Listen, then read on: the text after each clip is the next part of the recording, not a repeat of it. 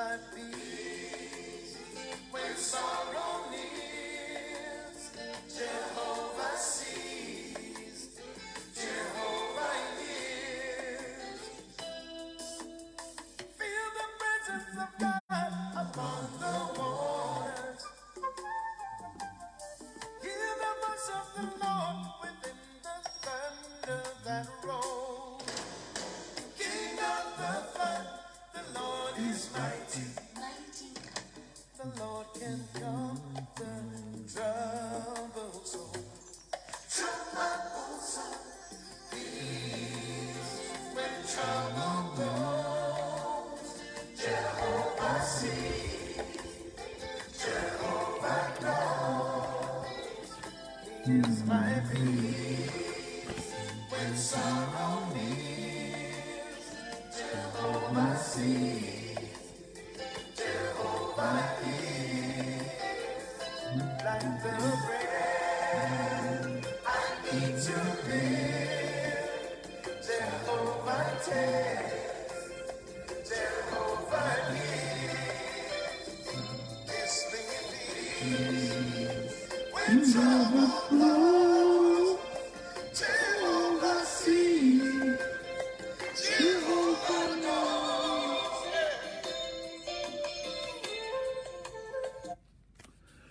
Seigneur Jésus-Christ de Nazareth, merci pour ce jour. Merci pour tout ce que tu nous as accordé au cours de cette journée. Merci pour ta bonté, pour ton amour et pour tes compassions. Bénis ce temps de partage, ce temps où, avec mes frères et sœurs, nous nous retrouvons, rassemblés par ton esprit, pour parler de choses pour lesquelles tu es le maître d'œuvre, tu es le metteur en scène. Et nous savons que tout ce dont nous allons parler, ô Seigneur, provient de toi. Bénis ce temps donc et conduis-nous à demeurer unis en toi, dans le nom qui est le nom au-dessus de tout nom, Jésus-Christ. Merci, frères et sœurs, d'être au rendez-vous. Pour vous qui êtes déjà là, je vous invite à partager tout de suite, parce que mon intervention va commencer par, j'allais dire, un appel. J'ai vraiment besoin de vous parler afin que vous puissiez constituer la barrière la plus sûre contre une tentative d'anarque et de, j'allais dire, oui, d'anarque, tentative d'anarque, pour l'appeler ainsi, et d'escroquerie qui est en cours, n'est-ce pas, quelque chose qu'on essaie de faire avec mon nom et mon image. Ça sera le premier point, on ne va pas s'attarder dessus, il y a des choses plus importantes que ça, mais il faut aussi que je puisse vous en parler, puisque c'est sur Facebook que cela a lieu, et vous êtes, pour ainsi dire, mes amis sur Facebook. Ça sera le premier point. Le deuxième point, je vais vous évoquer le contexte dans lequel nous sommes. C'est toujours bon de voir en quel temps nous sommes. Surtout quand nous allons à une vitesse vertigineuse vers une date butoir. En quel temps nous sommes? C'est important donc que nous puissions en parler. Et puis, quand nous en parlerons, nous aurons l'occasion d'aborder le troisième et dernier point, un message du Seigneur Jésus-Christ pour son Église et pour toute la Côte d'Ivoire. Si certains veulent se rattacher à l'Église, veulent avoir une opportunité d'entrer effectivement dans ce que le Seigneur appelle son Église. Donc, je crois que c'est important. Mais tout cela tiendra en 30 minutes, je peux vous le dire. C'est pourquoi il faut partager maintenant. C'est pourquoi il faut faire en sorte que le plus grand nombre puisse voir cela en direct si possible. Je vous salue à nouveau et j'implore la bénédiction du Seigneur Jésus sur vous. La première chose dont je voudrais vous parler, c'est effectivement le mauvais coup dont j'ai été l'objet. C'est pas la première fois, ça va faire environ 8 ou 9 mois. des escrocs avaient, j'allais dire, piraté tous mes comptes en même temps. Yahoo, Messenger, WhatsApp, et tout ça était bloqué. Et j'ai dû effectivement avoir recours à des informaticiens compétents pour débloquer tout ça et aller déposer une plainte où il faut. Je voudrais saluer Christine Touré qui dit Shalom depuis Accra et qui implore la bénédiction du Seigneur Jésus-Christ sur moi. Eh bien voilà, merci ma fille, que Dieu te bénisse. Et puis cette affaire a suivi son cours, on m'a ensuite appelé, où je suis allé remplir des formalités en répondant aux questions. Et on m'a dit que quelqu'un avait été arrêté. Moi, j'attends qu'on me rappelle pour un procès et que je puisse voir cette personne. Alors voilà qu'aujourd'hui, je constate que je suis encore une fois piraté. C'est un ami qui m'appelle et qui me dit que quelqu'un, avec mon profil, avec mon image, sur ma page, n'est-ce pas, avec les éléments de ma page Facebook, lui demande de l'argent, 20 000 francs. La première fois déjà, comme je l'ai dit il y a 8 ou 9 mois, c'était la même procédure, sauf que mes comptes étaient bloqués. Tout ce que j'avais était bloqué. Et profitant de la période où je me débattais pour les remettre à jour, parce que je n'avais aucun moyen d'alerter qui que ce soit. Tous les canaux d'alerte étaient bloqués. Yahoo, WhatsApp, Facebook, aucun ne marchait. Cet homme avait vraiment tout ficelé, tout fermé. Et profitant de ce moment, il a réussi à toucher un de mes jeunes admirateurs, je devrais dire ainsi, n'est-ce pas? Quelqu'un pour qui je suis un mentor. Et puis lui, il a donné de l'argent. J'ai dû d'ailleurs rembourser par la suite, n'est-ce pas? Donc, je pense que comme je le vois ici, Shalom révérend, ça c'est Jean-Louis Kobrissa, Lou Sandrine Koué dit Dieu le voit, oh, papa, il s'occupera de. Je suis convaincu. Je voudrais qu'on commence par mettre la barrière que nous pouvons mettre. Et je voudrais vous prévenir pour ne pas que vous tombiez dans le panneau de celui qui, la première fois, a payé. Il a payé en se disant, le vieux père a des problèmes, je dois aller à son secours. Et c'est moi qui ai dû rembourser, même s'il ne voulait pas, mais je lui ai dit, mais finalement, il ne faut pas que j'encourage ces gens-là.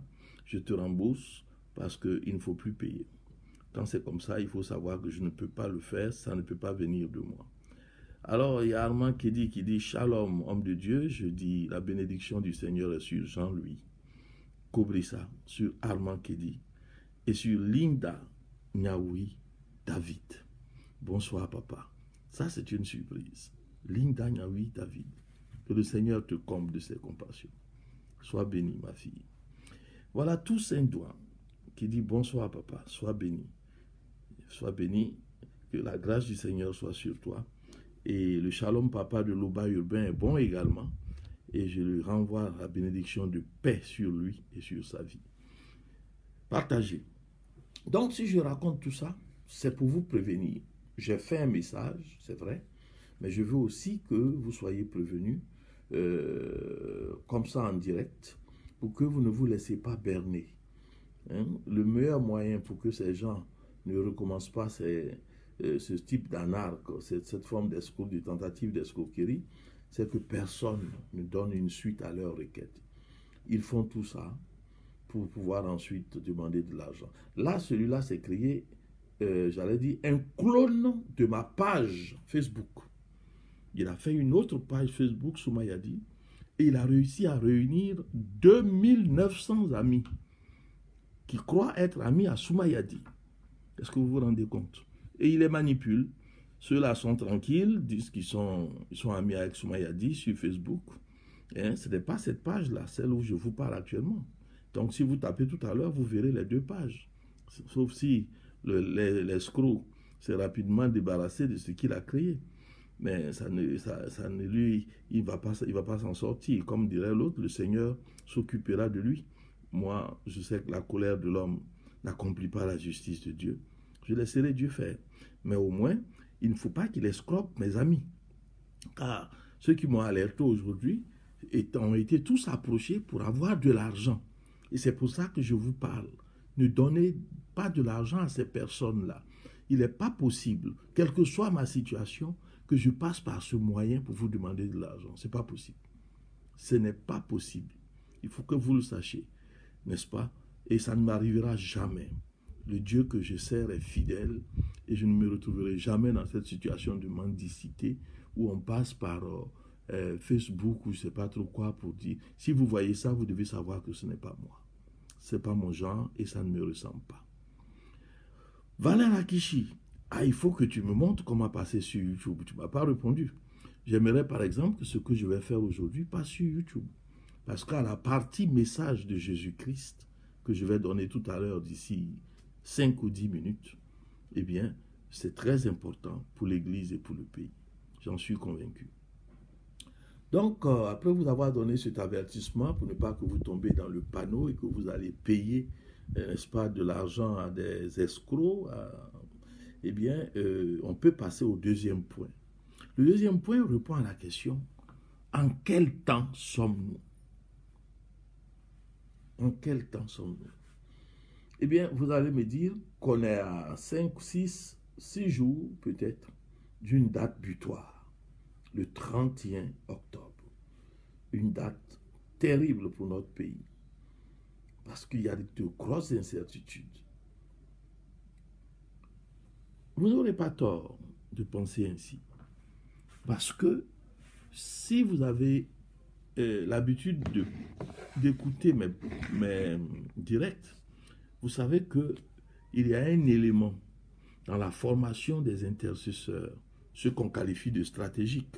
Le mot peut paraître pompeux, mais les intercesseurs stratégiques, ce sont ceux qui sortent du cadre ordinaire de l'intercession dans une chambre climatisée, dans du cadre de l'intercession confinée dans une église, qui vont sur le terrain, qui tiennent compte de signes extérieurs, qui composent avec le temps, etc., les heures, les saisons.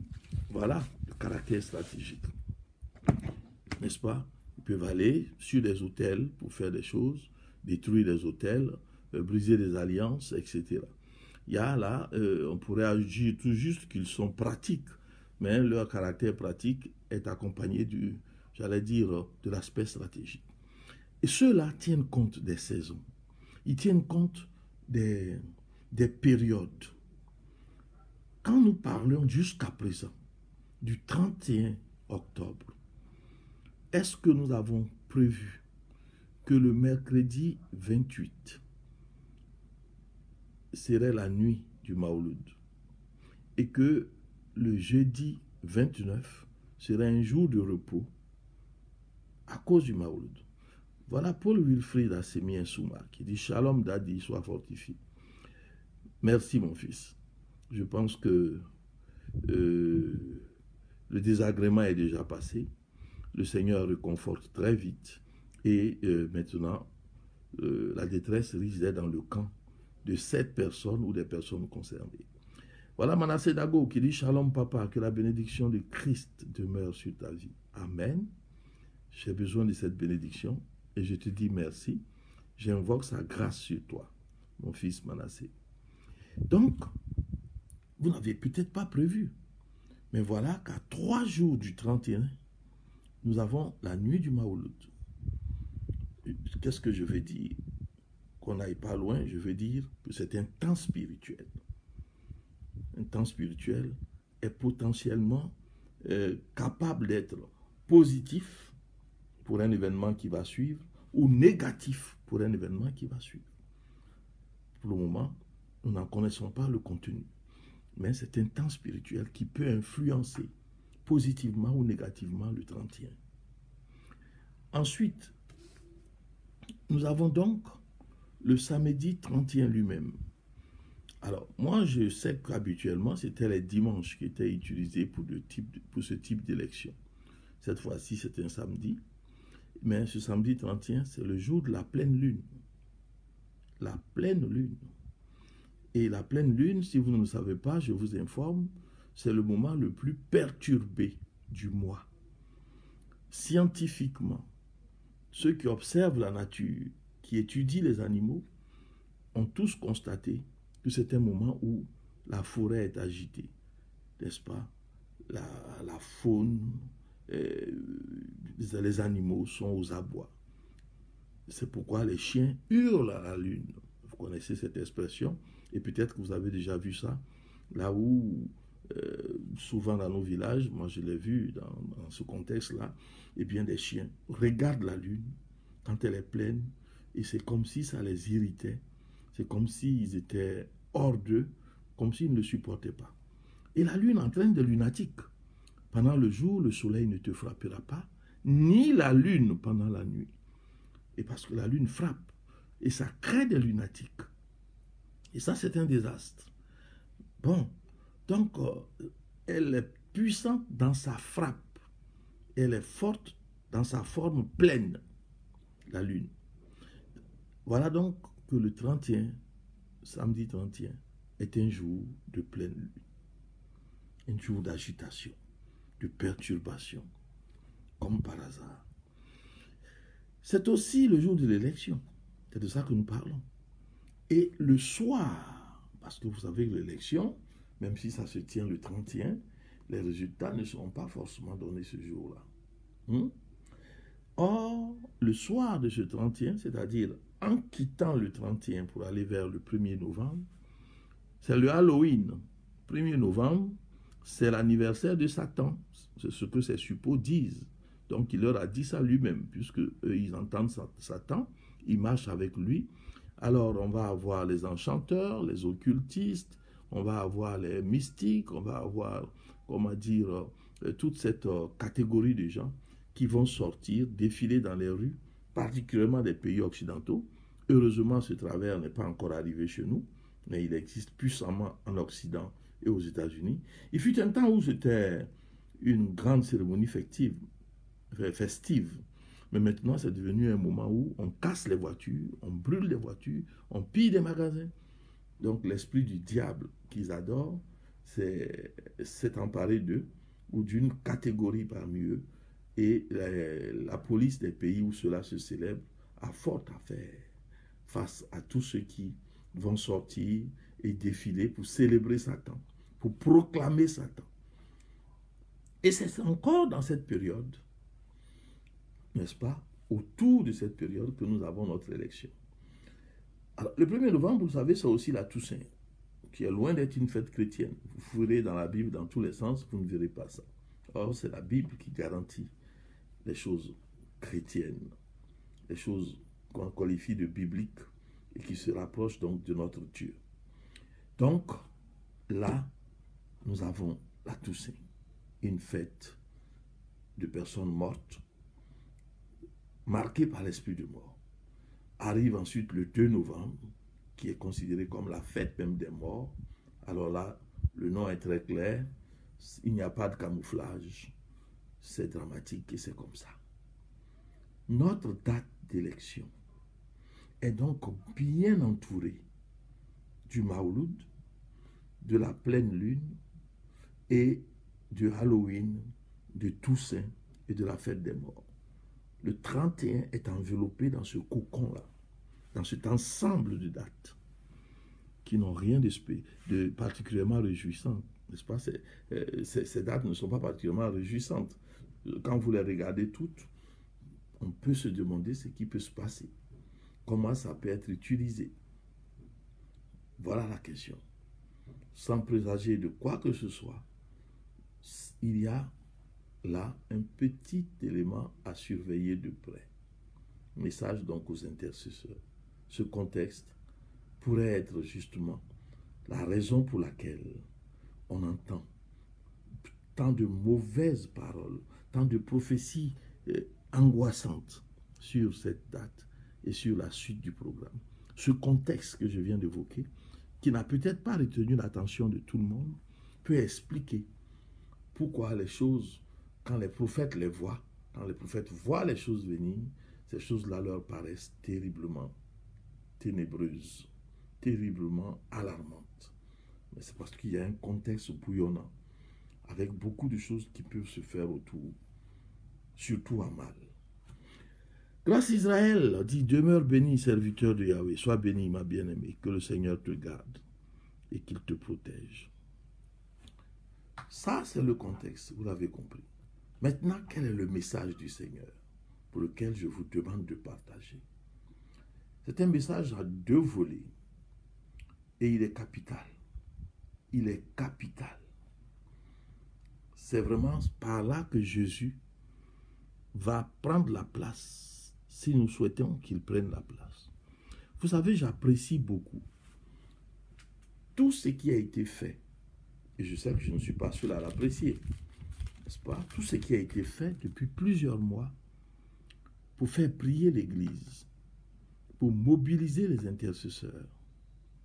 Oh, Yvinda, oh, comme ça fait vieux, sois béni. Il dit bonsoir, papa, soyez béni. Que la grâce du Seigneur soit sur toi, mon fils. J'ai apprécié beaucoup ce qui a été fait, le sacrificateur qui s'est banqué, a lancé plusieurs appels. Des mouvements comme IPCI, comme la maison de prière également, que je dirige actuellement. Ces mouvements ont aussi lancé des appels à la prière. Le consistoire a fait prier pour la nation, n'est-ce pas? Il y a eu même des jeunes. Et récemment, ces 3 derniers jours, c'est le révérend Pangui Bernard qui a ajouté, n'est-ce pas, sa contribution à tout ce qui se faisait dans ce domaine en appelant tout le corps du Christ à une semaine ardente de prière et de jeûne, de veillée et de recherche de la face de Dieu. Il est le président du CNBC. Ce sont de bonnes choses.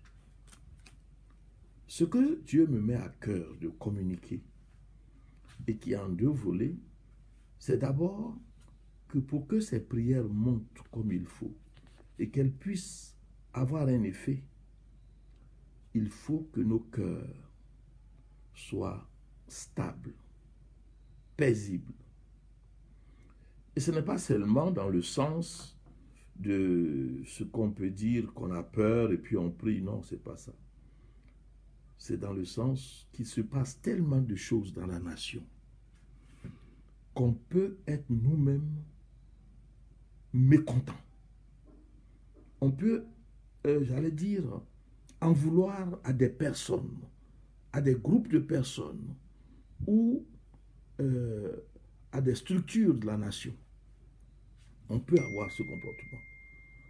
Je pense par exemple à tout ce qui se dit sur notre armée, dont on entend dire, et des gens témoignent à visage découvert, à Beaunois, à Daoukro, à, récemment au campus, et puis encore plus récemment à Dabou, qu'elle encadre des agresseurs. Vrai ou faux, je n'étais pas là. Mais je vois des gens, apparemment, qui prennent le risque de témoigner à visage découvert et dire que ça n'est bien ainsi.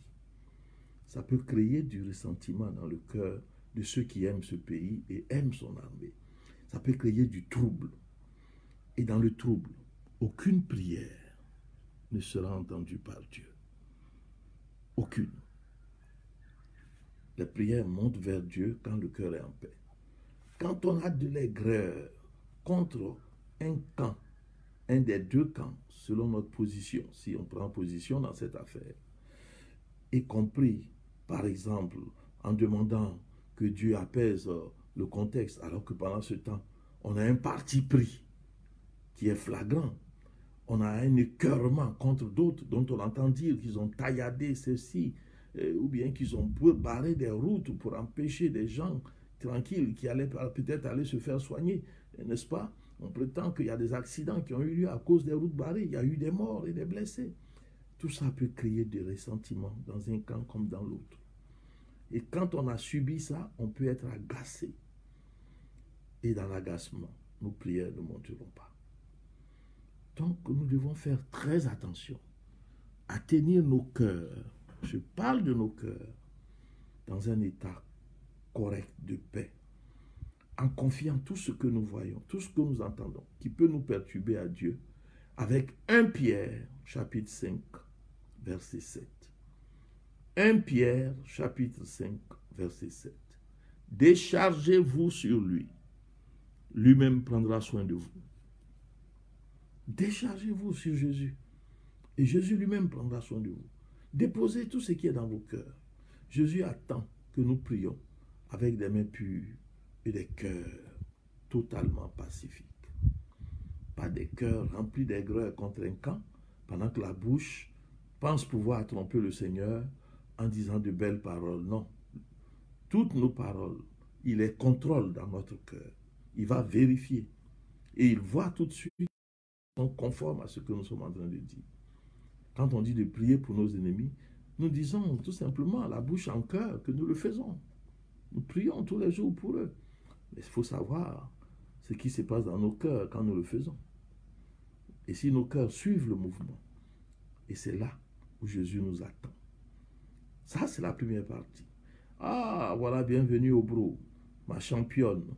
Je la vois, elle n'est pas encore en train de me saluer, mais elle est signalée. Eh bien, je souhaiterais qu'elle puisse commencer à partager dans son fabuleux réseau, son fabuleux réseau d'amis. Allez, il faut le faire, ma fille.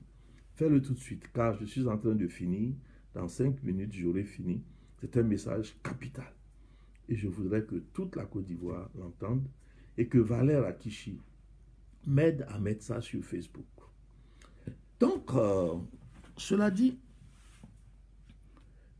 le premier point, c'est le cœur.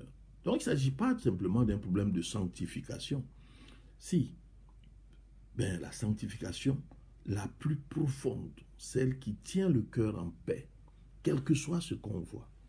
Je demande même, pour faire une transition, que nous prions pour notre armée. Que nous prions en 2 volets pour que l'Éternel contrôle notre armée. Et 2e volet, n'est-ce pas, pour que l'Éternel protège notre armée. Voilà. Donc, ça, si nous le faisons de bon cœur, et on peut y arriver à le faire, parfois par la tête, avant que ça n'arrive au cœur. Par la tête, parce qu'on se dit, on a peut-être des amis, on a des parents dans l'armée. Et si les événements se dégradent et qu'ils devraient être au front, il peut y avoir des pertes en vie humaine. Qui sait? Si ce n'est pas l'un de nos amis, l'un de nos parents qui périrait le premier. Donc on a intérêt à prier pour eux, pour que Dieu prenne le contrôle. Il est l'Éternel des armées et il vient dans ce pays pour tout prendre. Eh bien, nous devons lui confier notre armée maintenant. Il y a beaucoup de rumeurs autour, mais si c'est entre les mains de Dieu, il est terrible de tomber entre les mains du Dieu vivant, nous dit la parole de Dieu. Et si ces rumeurs se confirment et qu'elles doivent continuer, n'est-ce pas, l'armée sur laquelle l'Éternel des armées aura mis son emprise, ah, là, ce serait terrible si tout cela continue. Prions pour l'armée, pour que le Seigneur, l'Éternel des armées, mette sa main dessus. Prions pour l'armée, pour qu'il soit protégé dans les périls à venir. Et faisons-le d'un cœur totalement calme. Parce qu'il est vrai que quand on entend dire ce qu'on entend actuellement, on a tendance à en vouloir à notre armée. On a tendance à en vouloir à notre armée. Je suis sur Facebook. Je suis en direct. Donc, ça, c'est l'entrée en matière.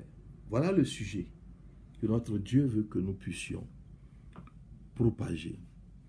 Bien sûr, vous avez entendu beaucoup de prophéties. Certaines sont vraies, d'autres sont fausses. Il faut le dire tout de suite. Il faut discerner. Et je sais que vous savez discerner et vous savez tout de suite reconnaître les fausses. Maintenant, dans tout ce lot, et tous ces appels à la prière qui sont forcément de très bonnes choses, j'ai parlé de l'état du cœur pour que les prières ne soient pas vaines. Mais il y a le temps de la crise et l'après-crise. Car qu'on le veuille ou pas, il y aura une crise. Ça, c'est tout à fait certain.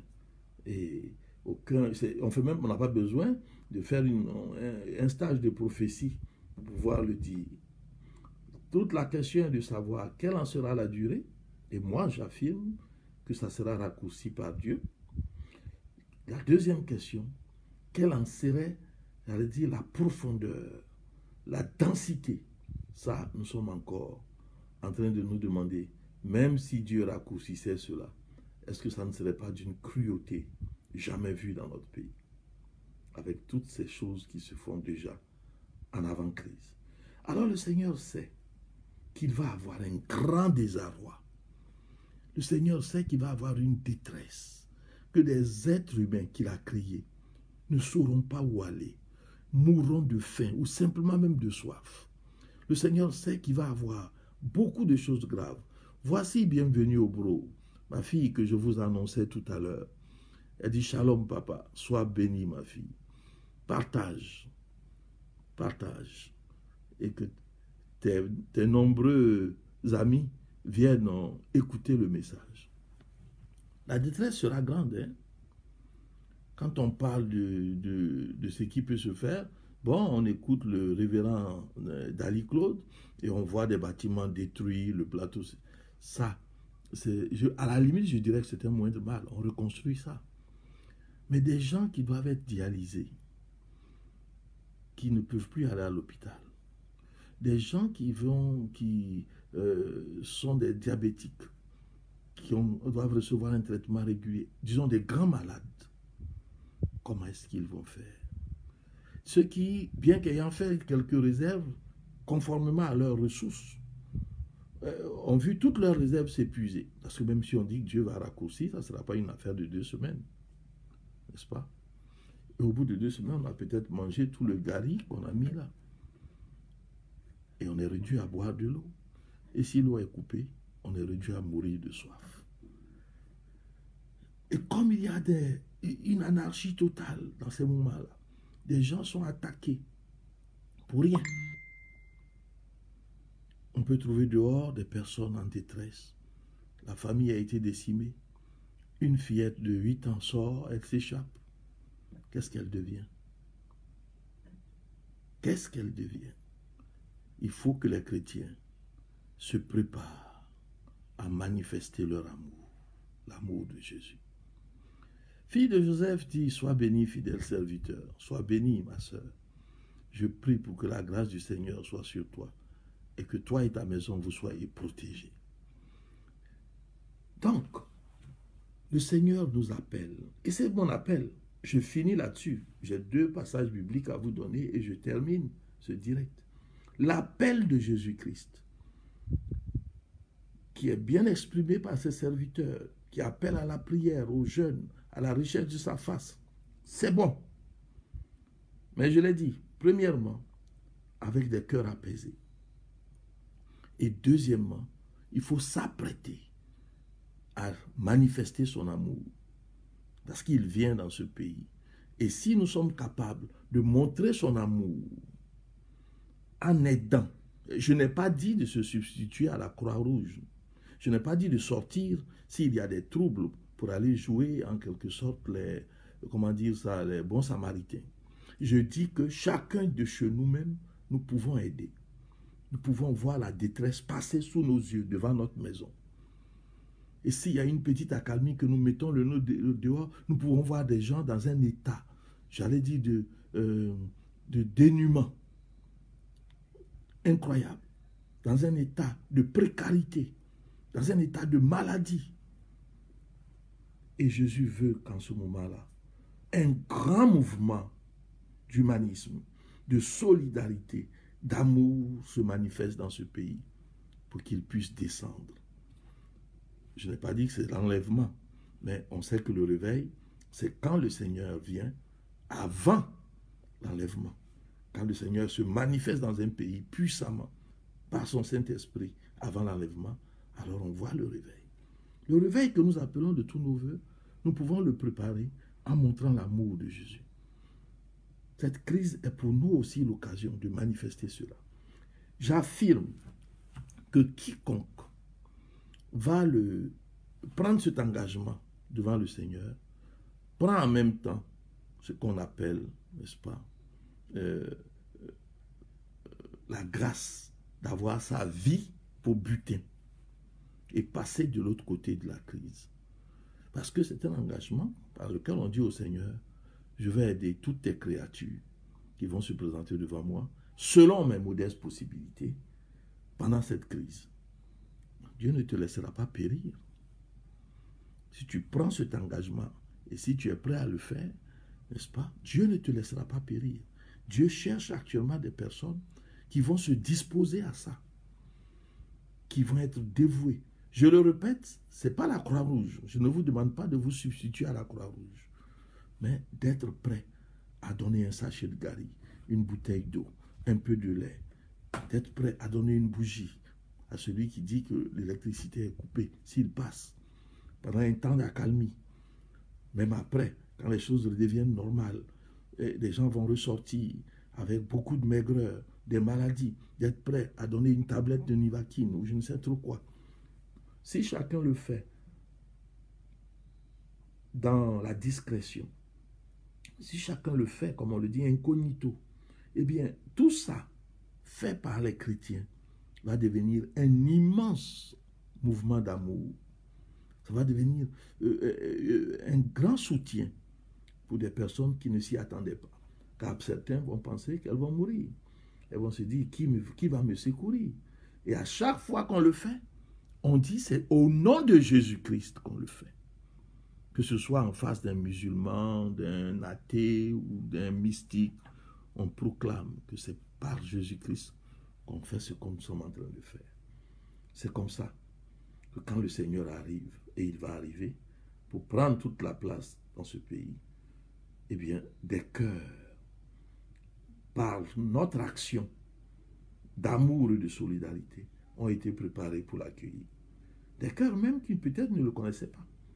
Alors ça peut être un appui matériel, tout comme une parole. Une parole qu'on donne, qui réconforte. Ça peut être même une Bible qu'on transmet. Voilà. Et tout ça, au nom de Jésus. Préparons-nous à cela. Préparons-nous, car s'il n'y a pas ce mouvement de réconfort, s'il n'y a pas ce fleuve d'amour, pendant cette période qui arrive, le pays va prolonger la crise. C'est cet amour-là qui va motiver le Seigneur pour abréger encore le temps et commencer à se manifester pour que nous puissions dire « Heureuse la nouvelle Côte d'Ivoire dont l'Éternel est le Dieu. Heureux le peuple, la nouvelle Côte d'Ivoire, qu'il a choisi pour son héritage. » Voilà comment nous pouvons obtenir ça, en manifestant ce que Jésus est, c'est-à-dire son amour. On manifeste l'amour de Jésus dans ce pays. Je le dis pour la 3e fois, on n'a pas besoin pour cela d'aller remplacer la Croix-Rouge et se faire abattre dans la rue quand la détresse passe devant chez nous. Quand nous avons l'occasion, en un temps d'accalmie, de mettre le nez dehors où il y a des gens qui parlent et que nous comprenons qu'ils sont dans la détresse, il faut les aider. Voilà ce que nous devons faire. Alors, Kwamelus, belle vie, sois bénie, ma fille, que le Seigneur te bénisse, que sa grâce soit sur toi. Tu dis Shalom, Daddy, et je crois que tu as compris que j'ai déjà déposé la bénédiction sur toi, et tu dis Amen, sois béni. Voilà donc le message de Jésus. Dans ce flot d'appel à la prière, Jésus veut que nos cœurs soient paisibles, des cœurs agités, des cœurs pleins de mécontentement, d'aigreur contre ce qu'on voit. Certains peuvent parler d'arrogance, d'autres peuvent parler de cruauté, d'injustice flagrante, de parti pris. Et ça peut écœurer. Eh bien, ne soyons pas écœurés. Remettons-toi à Jésus. 1 Pierre 5, verset 7. Déchargez-vous sur lui. Lui-même prendra soin de vous.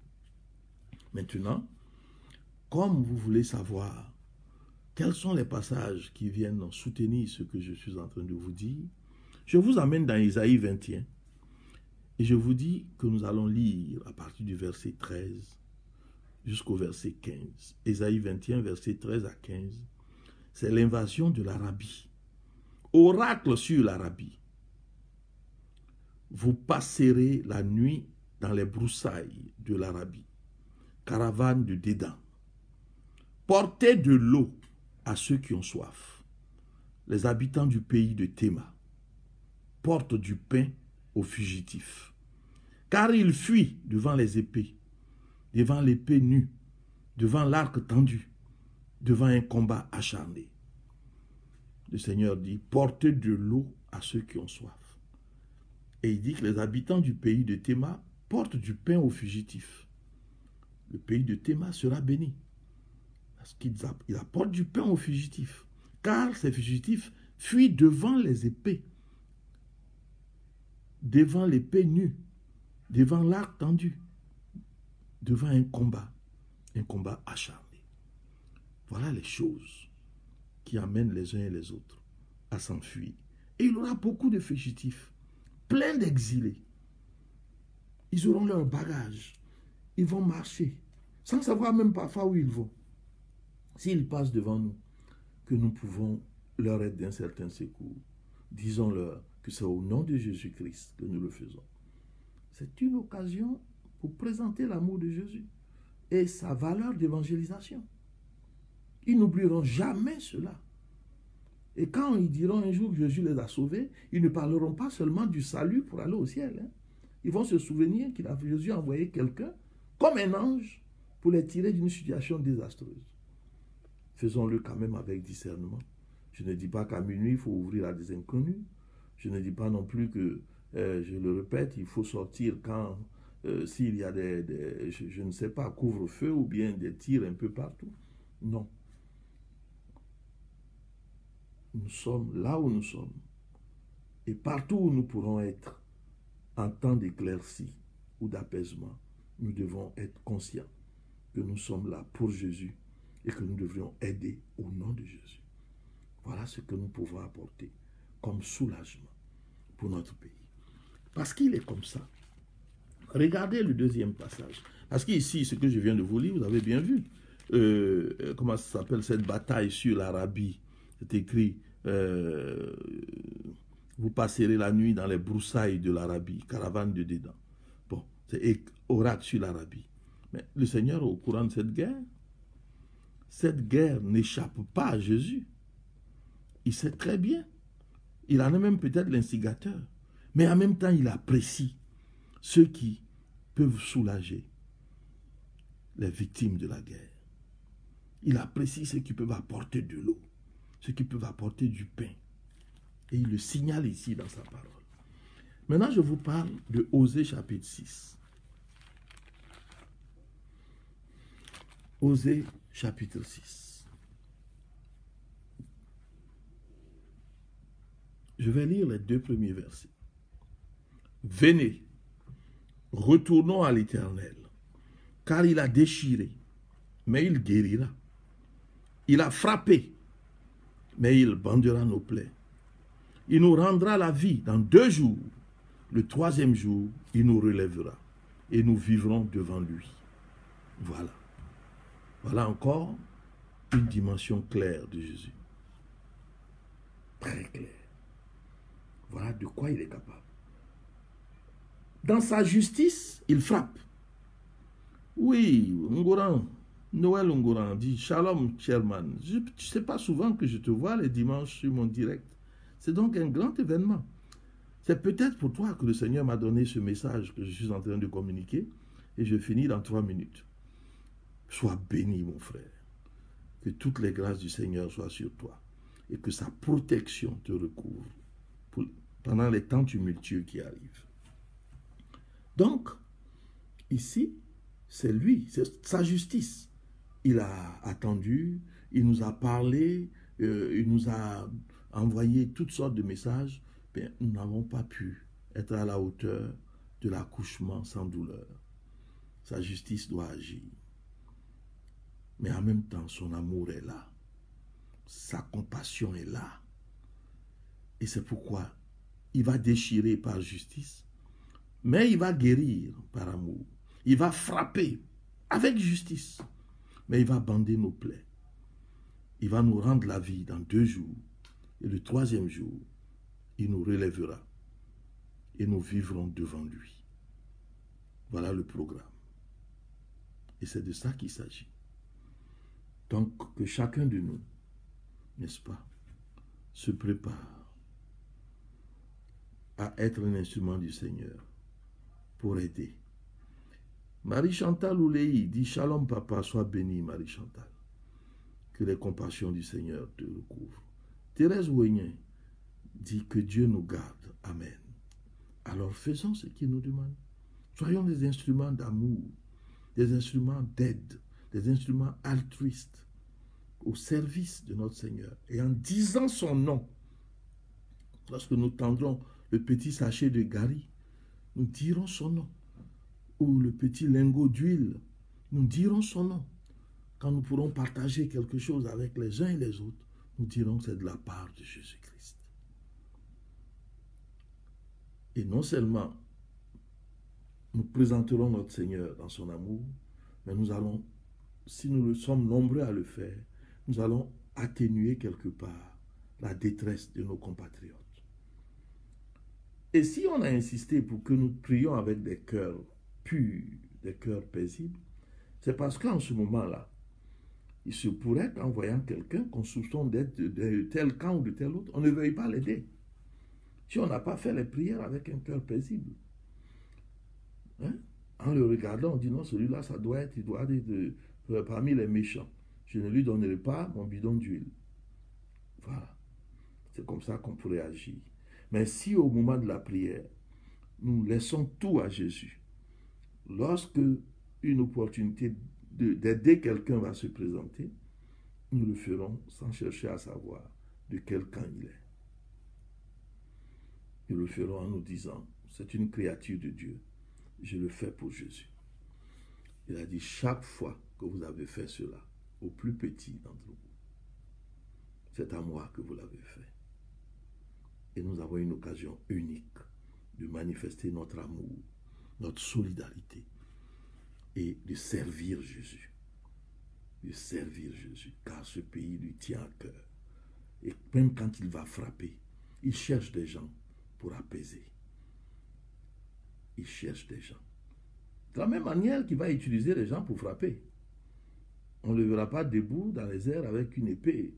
On ne verra même pas l'archange Michel, le chef de l'armée céleste, venir avec une épée pour accomplir ce combat. Non. Même si les anges seront impliqués, mais ils passeront par des hommes. On les verra en train de faire des choses terribles. De la même manière, il veut utiliser son Église pour apporter l'apaisement. Et je dis que quand on s'engage dans ce contrat avec lui, on garantit l'après-crise. Parce que si on travaille comme ouvrier avec le Seigneur, on ne peut pas mourir pendant que le travail n'est pas fini. Si on est prêt à aider Jésus pour apaiser les gens, pour les aider, pour leur donner des Bibles, pour leur parler de l'Évangile pendant cette crise, pour leur donner du pain, du gari, un peu, du sucre, tout ce qu'on peut donner, de l'eau, selon ce qu'on a, hein, évidemment. On ne peut pas donner plus que ce qu'on a. Voilà. Mais faire le peu qu'on peut faire, partager, c'est ça, le partage. Eh bien, à la gloire du Seigneur, c'est bon. Ceux qui sont hors de Côte d'Ivoire, qui sont ivoiriens ou qui aiment ce pays, s'ils veulent contribuer à cette action du Seigneur, ils trouvent quelqu'un de crédible, n'est-ce pas, à qui ils envoient de l'argent. S'ils doivent lui faire jurer, qu'il jure. On dit que le chrétien ne jure pas, mais ils n'ont qu'à promettre que tout cet argent ira en aide. Et ils auront investi dans un bon programme. Si cet homme ou cette femme est consciencieuse, si elle est chrétienne, elle n'osera pas prendre un centime sur de l'argent qu'on a envoyé pour aider des nécessiteux, pour aider des victimes d'une crise. Elle-même en rajoutera pour donner à cette personne-là. Et c'est comme ça que ça devrait se faire. Mais je pense que nos frères de l'extérieur, qu'ils soient ivoiriens ou pas, qu'ils aient un intérêt en Côte d'Ivoire ou pas, pourraient nous aider en identifiant des personnes à qui envoyer ces ressources. Voilà comment je pense que ce programme peut se faire. C'est un appel certain de Jésus-Christ à nous préparer, à aider ceux qui vont souffrir, ceux qui seront plus victimes que nous, plus fragilisés que nous dans ce moment-là. Vous voyez, c'est ça. Quand vous regardez parfois des réfugiés qui sont en train de s'enfuir, vous voyez tous leurs bagages, et puis parfois, il y a une vieille personne qui est sur le dos d'un membre de la famille qui lui est solide. Et il porte cette vieille personne depuis plusieurs kilomètres. Ils auraient pu l'abandonner dans la case au village en disant, écoute, tu es vieille, on ne peut pas te prendre, on ne sait pas où on s'en va, reste ici. Si ça se passe bien, on reviendra, il y a quelques provisions, ils ne font pas ça. L'Afrique ne fait pas ça. Ils prennent la personne, ils trouvent quelqu'un de solide, et puis la personne, sur des kilomètres, porte le plus faible. Dans une nation, on doit faire de même. Cette crise va toucher des gens. Tout le monde. Mais certains sont déjà plus faibles. Ils sont déjà, j'allais dire, des cas fragiles. Et quand la crise va passer, ils seront encore plus fragilisés. Il faut que nous les aidions selon la mesure de nos possibilités et selon les circonstances. Que le Seigneur vous bénisse. Que sa grâce soit sur vous. Partagez ce message. Partagez-le. Car c'est un message pour célébrer et favoriser le retour de Jésus. C'est un message pour hâter la manifestation du réveil dans notre pays. Car une fois cet amour, cet élan d'amour répandu pour répondre à l'élan de, j'allais dire, au déchirement extraordinaire qui est annoncé, eh bien, Jésus lui-même va bénir ce pays. La gloire de Jésus-Christ est sur chacun de vous. Et je prie pour que ce message ait du prix à vos yeux. Voilà. Maintenant, partageons l'indicatif que certains aiment beaucoup. Que la bénédiction du Seigneur soit sur vous. Et rappelez-vous, si quelqu'un vous contacte avec mon nom ou avec mon profil Facebook pour vous demander de l'argent, c'est un imposteur. Car mon profil a été plagié et quelqu'un a réussi à avoir 2900 amis en disant qu'il est Soumayadi. 2900. Et maintenant qu'il les a bien entassés, il commence à les plumer en leur demandant de l'argent. Alors, je ferai ce qu'il faut pour préserver ma réputation auprès des qui de droit, des autorités compétentes. Mais vous aussi, s'il vous plaît, ne vous laissez pas berner parce que ça va faire des dettes que je devrais rembourser. Or, actuellement, je ne suis pas prêt à rembourser une dette de ce genre. Donc, ne donnez rien, car ce n'est pas moi. Et je l'ai dit tout à l'heure, ça ne m'arrivera jamais, jamais de la vie, de demander de l'argent à qui que ce soit, et en plus sur Facebook. Mon Dieu est fidèle, et je crois en lui. Soyez bénis.